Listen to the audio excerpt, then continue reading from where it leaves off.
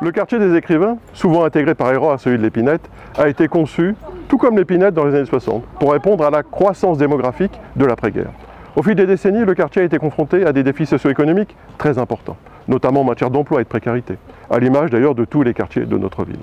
Même si les difficultés étaient présentes, eh bien, il y avait, par exemple, le LCR, qui permettait de se réunir, de faire des fêtes, et surtout des associations, à l'image de Tremplin, qui ont permis à des générations de jeunes du quartier de s'en sortir et d'obtenir des diplômes.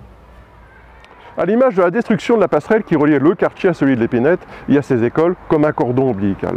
Les aides publiques se sont peu à peu taries. Le foyer LCR a fermé et l'antenne locale du bailleur SIGH également. Alors bien sûr, on parle de rénovation urbaine.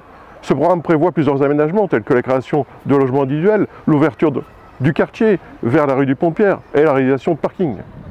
Parking public que l'on souhaite faire payer aux habitants à hauteur de 10 € par mois. Une bêtise totale. D'autant plus que les parkings appartiennent à notre ville.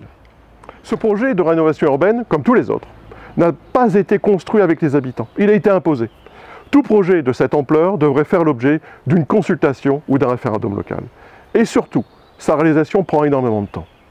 Au lieu de réaliser des travaux étape par étape, d'abord les parkings, puis certains logements, non. C'est la stratégie du Big Bang qui est justement préférée.